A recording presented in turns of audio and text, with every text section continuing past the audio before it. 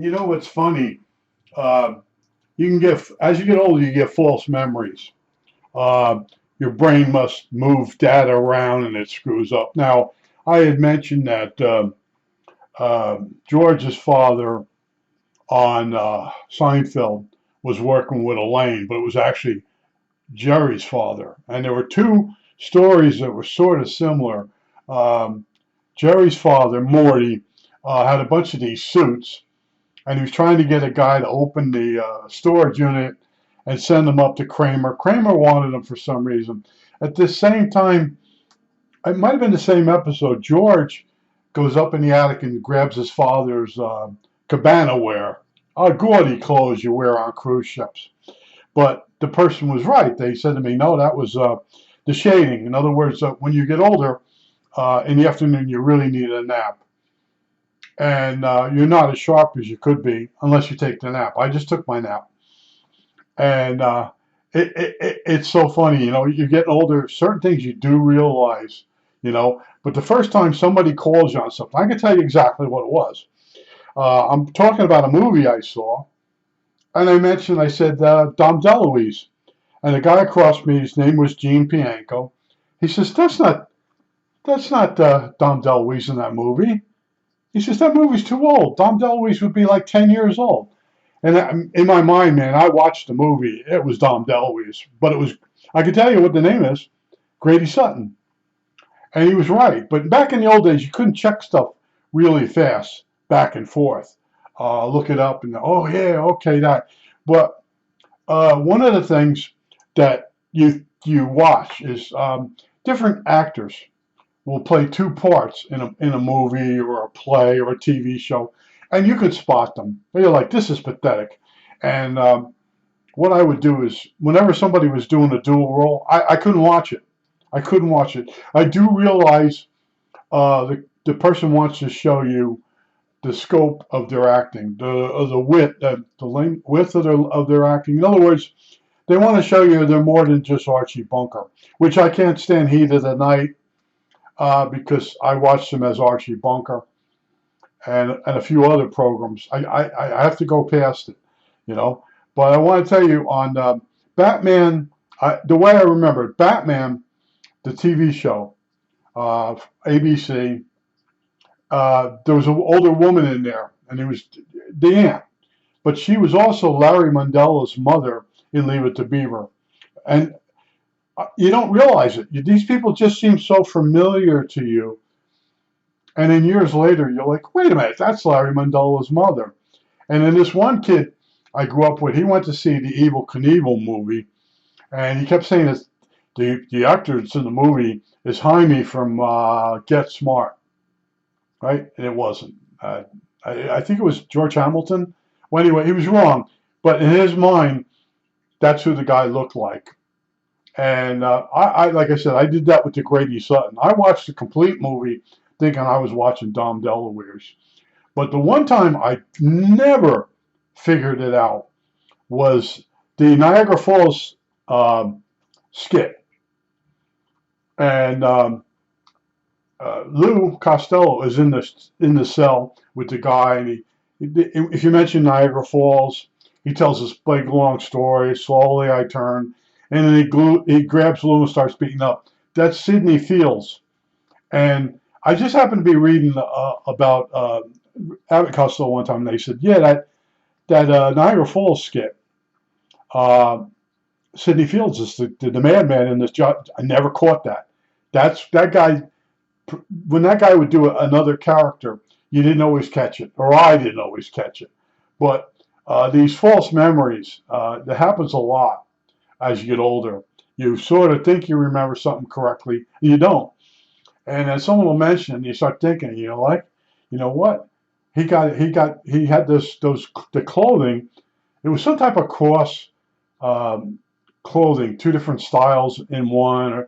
And then Kramer was saying how much it was worth. We're gonna cash in on it. And then the way they had it shipped from Florida, I think they went the cheapest possible way.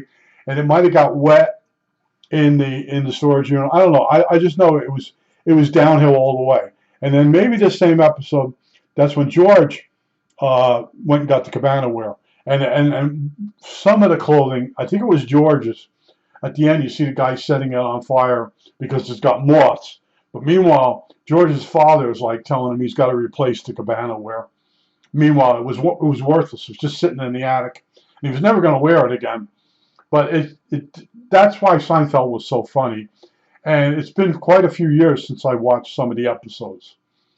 And after a while, that those memories, how many episodes can you hold in your head of Dennis the Menace, Leave It to Beaver, Andy Griffith Show?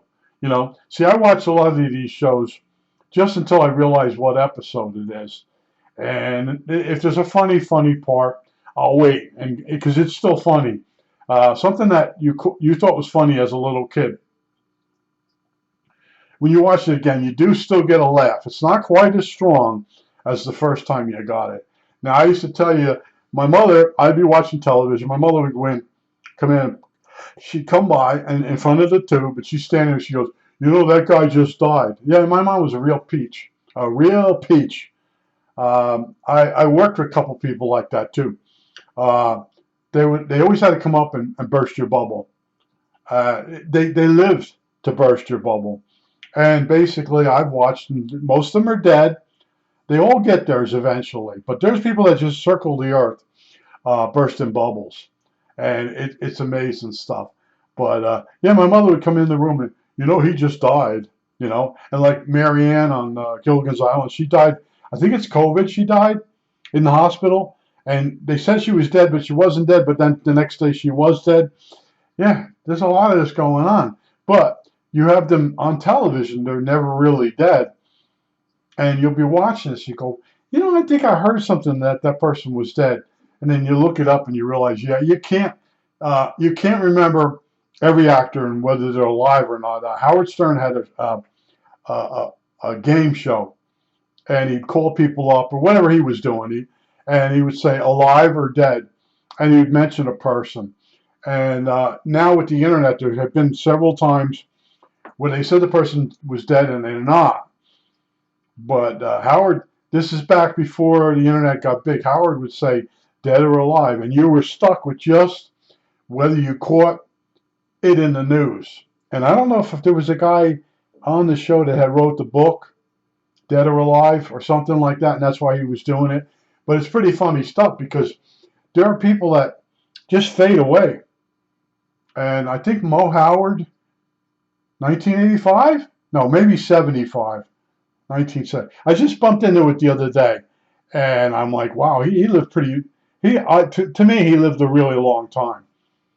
But that's because he wasn't as old as what he was playing. And then in your mind, they're older than you think they are, and that's why they live longer than you expect because you think they're older. But it's funny stuff though. But there's people. You're searching the internet, and it pops up. A person's still alive, and you're like, no way. And then you read, and they just sort of fade away. They get out of the limelight, and in some cases, they never really hit it really big with a character. Now, Stiller and Mirror, Ben Stiller, Jerry Stiller, Ben Stiller. He's on Seinfeld, right? He's the father of George, and then Stiller and Miller, his wife, ends up showing up on the show on King of Queens. But that was his real, I guess, still his real wife in real life. They were, I think she was Catholic and he was Jewish. That was their routine. If you watch the Ed Sullivan Show, there's people that you're sitting there. And you're like, wait a minute, that's that guy. And Lee Van Cleef, all right, Good, Bad, and the Ugly. And man, you want to talk about someone that's on the Rifleman. I don't know if I don't think I see him on Bonanza. He's on the Rifleman, and I think he's also on Wells Fargo. But I know he's on the Rifleman, more than one episode. And there's one guy there that his whole family were in acting, and he's on the Rifleman every 6 episodes. When you as a kid, you didn't notice it was him, That's how good of an actor he was. I can't think of his name offhand. But, as you go back and watch these old shows, a lot of shows from the 60s, everybody on the show is like um, an actor that's they're part of a group. They've signed a contract, and they're out on loan from another production company, and you'll see them. So a lot of 60 shows or 60 westerns, the background actors are from like Dragnet and stuff like that, and you're like, holy crap! You never noticed it because as a kid, you get into the story and you're really not looking at the faces except for the main characters, but trying to remember who's in what movie. And then this one guy, Randall. Oh, now I'm gonna forget his name. This sucks. Um, the other day I was watching a movie and he was on there. Randolph Scott. Here we go. Okay, we got it. That's not my generation actor. That's my mother or my father's. And I'm watching this Western, and the guy comes down, and I'm like, wait a minute, who the hell is that? And then this other actor, I thought it was Rory Calhoun. That might have been the Randolph Scott guy. But anyway, Rory Calhoun was hit it big for a short period of time with the Texan, I think it was. But anyway, they fade away. These people fade away. But they become a second banana. My father used to call them second bananas. And we'd be watching a TV show. And he goes, that's so-and-so. He's a second banana now. But he's on television. My father's sitting there. Yeah, that guy's a second banana. Then what are you? It's Pee Wee Herman. I know you are, but what am I? But anyway, yeah, it's funny stuff. I would sit there, and Burt Muston, okay, here's a guy you got to look for. Burt Muston is Gus at the firehouse on Leave It to Beaver. Now, your assignment is to find him on other shows. And I can tell you, he's on Dragnet. I'll just give you an easy one. But Burt Muston really lived a long time, or he really looked old. And anytime we turned around, me and my father would watch the TV. My father would just look at me and he'd go, "What's that guy's name again?" Burt Muston. He goes, he's sure in a lot of stuff, but he was a character actor, and that's what he did. When he's playing Gus, the fireman, yeah, that's sort of a mainstream character. He's only in a few episodes, but you really remember him. The big nose, the bald head, and he was down to earth. He talked to Beaver, helped Beaver and Wally with their problems. And you go look at the Dragnet, Dragnet. All of a sudden in the back, it's Burt Muston. It's funny stuff. And even one of the Dragnets, was it Dragnet later on? Anyway, Tony Dow's in one of them. He just come home from Vietnam, and he goes in to get some cigarettes, and the girl steals his car. They're all there. And if you're watching, like, wait a minute, that guy looks really familiar. And that's because, someone calls them up and says, hey, can you come out and do like a cameo role? And yeah, they do it. And it's sitting there. It's forever preserved. But I just want to tell you, yeah, the guy was right about it was Jerry's father, Morty. See, that's why I can watch Seinfeld again during the day. It's on. And I got to look at what schedule, and maybe while I'm eating lunch or after lunch or before my nap, or it's funny, but you really think you do remember stuff. And even the electronics, like the guy was talking about, antenna and grounds, and an AM transmitter, big AM station, radio station. They put down, before they put the towers in, they put these giant meshes in the ground. And that's the ground for the antenna. But it's more, it is a ground for the return of the signal. But it also helps with the pattern change. Now, on top of AM antenna for a transmitter, big one, the big radio stations, the blowtorch stations, there's a round disc on the top. It's called a halo, I believe. And that helps, it gives the antenna ground effect. And they changed the phases say you have a station with 3 towers, you could change the phases of those 3 transmitters, which come off the same transmitter with these special coils. And what happens is when you rotate the coils, the pattern goes out from the station in 3 lobes, 2 lobes, a wide round circle. I had to study all this stuff in electronics in school. We had a month of antennas, and the instructor just says, I'm gonna do the antennas, and he just went flying through it real quick. You know, he would tell you about them putting the mesh screens down in a lot. Then they put the towers in, and they got the halos. And he's explaining to you, if you put all the 3 signals in phase, you get a certain pattern. And that was what was on the test. But it was an open book test. So all you had to do was you wrote down in the notes, and then when you had the open book test, you would go back in and find your notes. And then the guy would say, tower A, B, it would be on the test. And what's the pattern coming out by A and B? A, B, and C. A, B, and C, and you had to pick which one it was and stuff like that. But it got you ready for the FCC test, which I never took a first class FCC test. I met people that passed it. They actually passed the test. They had no idea what they were doing. But you can get the battery test. You go into the into the FCC in New York City. See, the guys that went from tech school, and I was going to go with them, they all went and got drunk first. Then they went to take the test and they got kicked out. And the one guy, the one kid, he actually passed. He got his it's part 3.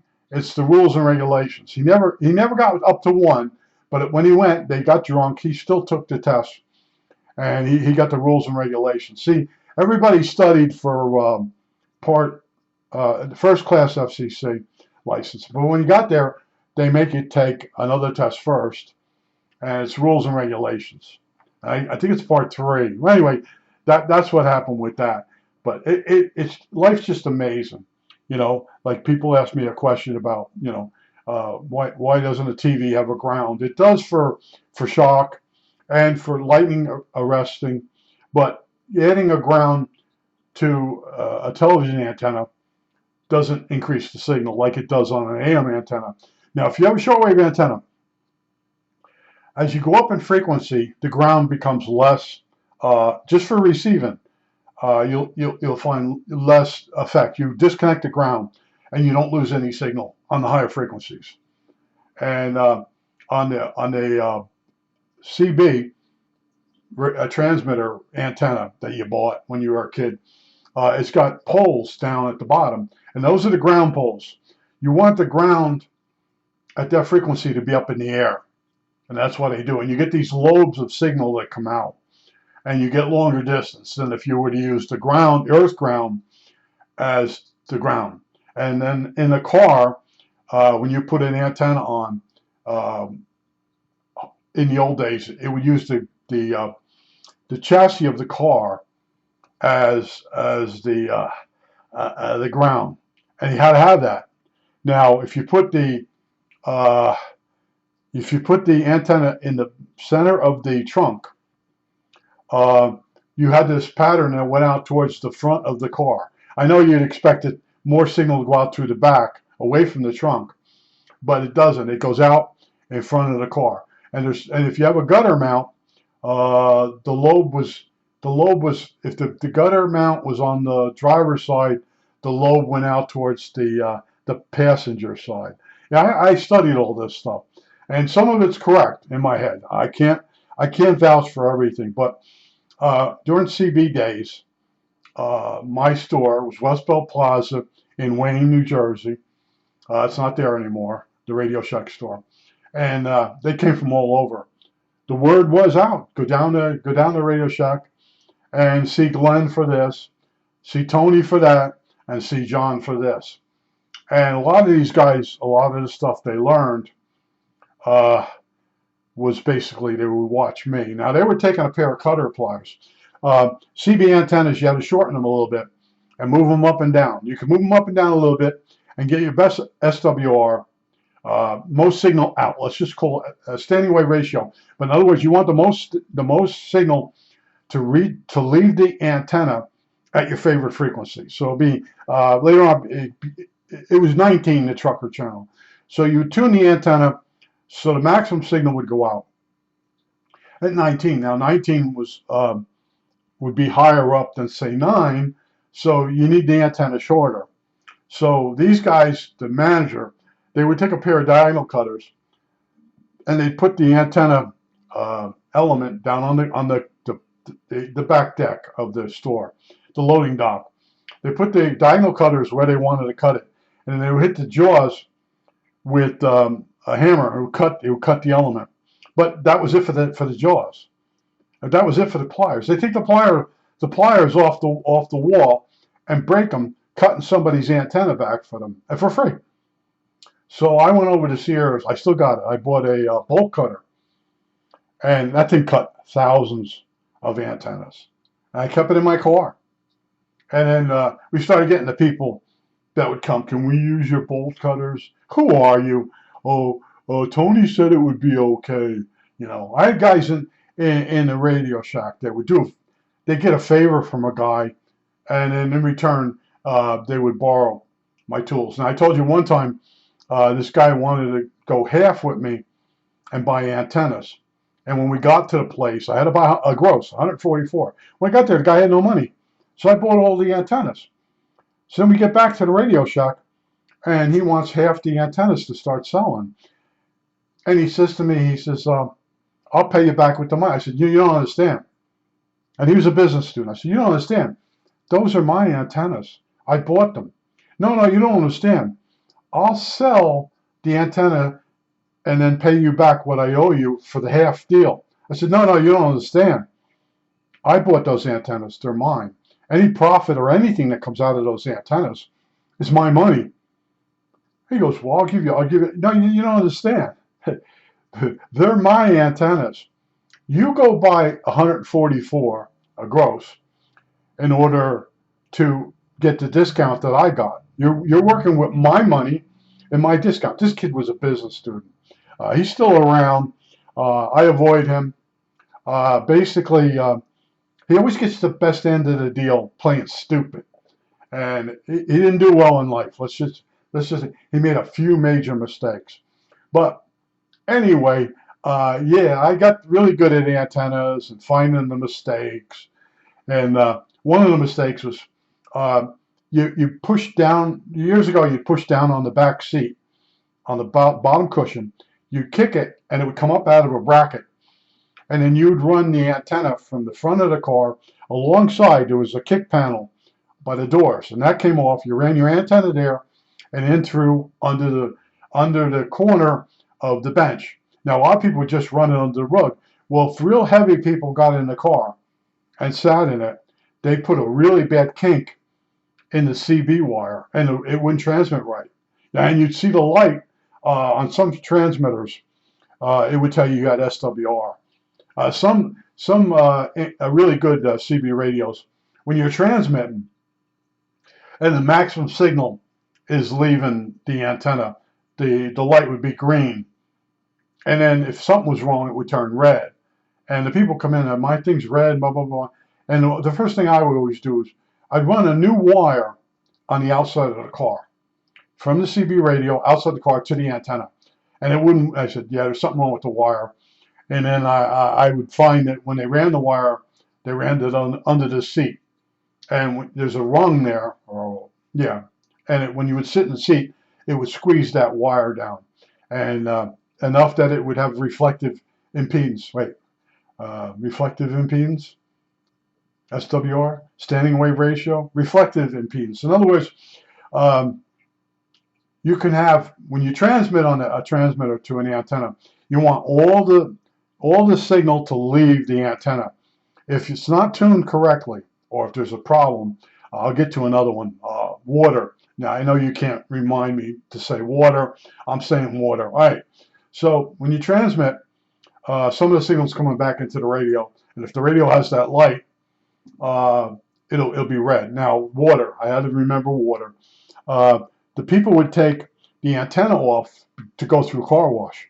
But the mount was like a cup, and it would fill up with water, and that water was conductive with RF. And they would come over and they had screwed the antenna back on, and they'd come over and they want you to fix it. Now, what I started doing was, look, if I come out of that store, this was all a lie. I said, if I come out of that store, I'm not making any money. So I'm going to need a slice of pizza and a soda. So, all right, let's think about this. So anyway, I'd find it right away. I'd get a paper towel from the store, from the bathroom, and soak the water up. And then the person would run next door at Mr. Pizza and come back with my slice and my soda. And it's fixed. And they test it and make sure, you know. But I got written up a few times. We had company shoppers, and they would come into the store, make believe they're a shopper, or they just hang around the outside of the store. And they were watching me do all these repairs. And I get this really formal letter from Radio Shack. We do not condemn or condone. Yeah, we do not condemn or condone repairs. And what that meant was, if you came outside and got the radio working for the customer, that's okay. But if you come outside and make them go over and get a slice of pizza and a drink for you, a Sprite. I always drank Sprite back in those days. We condone that. And there's this letter. The first letter came out as a blanket letter to everybody, and then the letter came out particularly to me. I didn't get fired because all the managers of other stores were constantly calling me up. How do I figure out what crystal is I need for in this walkie-talkie? And the guy had packages of open crystals, and I'd say, look, take you know what his transmit's on? Yeah, 27 channel 9. I think it was 27065. You can look it up, and then you subtract 455 from that, and you get 26 something. That's the crystal for the receive. And the guy goes, how do you know that? I went to tech school. So you subtract 455. But they had packages of crystals that came too, a transmit and receive. But they had them open, and they didn't have the one they needed on the wall anymore. And they knew they had opened up. Channel 19 was a big, a very popular crystal. 11 and 14 were very popular for walkie-talkies. Mine was on 9, which became the REACT station. My original walkie-talkie was 27065. That's how I remember that, if I'm even close. You know, do you get these false memories? I think that's it. All right, that's it.